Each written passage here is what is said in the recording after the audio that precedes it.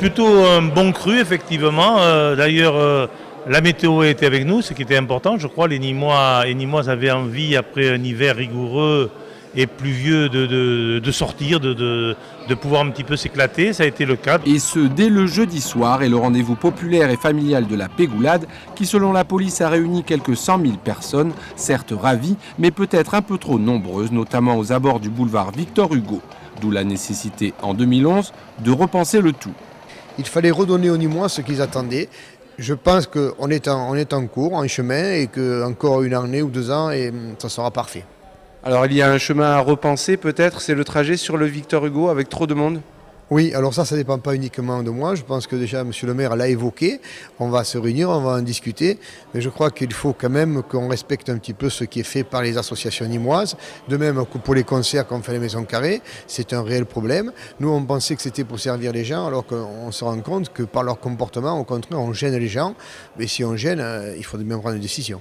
Une foule massive qui a vu se dérouler 13 rixes, soit moitié moins qu'en 2009, mais plus grave avec l'utilisation d'armes blanches. Alors ce qu'on peut regretter effectivement cette année, c'est des personnes blessées par armes blanches. Alors que peut-on faire? Bon, je crois que les services de sécurité étaient importants, comme d'habitude, les CRS, la police nationale, la police municipale.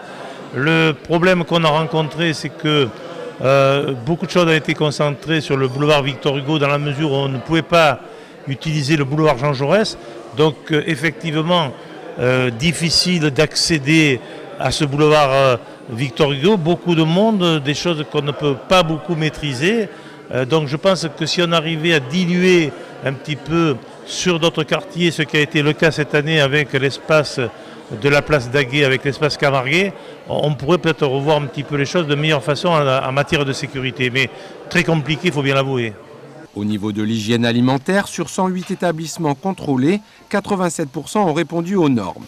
Parmi les points de non-conformité, on compte le non-respect des températures de conservation, l'absence d'étiquetage et des dates limites de consommation dépassées. 65 kg de denrées ont ainsi été retirés de la vente. Sur ces 10 points de contrôle, la gendarmerie a, elle, relevé 439 infractions, dont 390 relevant d'un taux d'alcoolémie élevé. Des contrevenants qui auraient mieux fait de prendre la navette Feria qui a transporté en 5 jours plus de 112 000 personnes.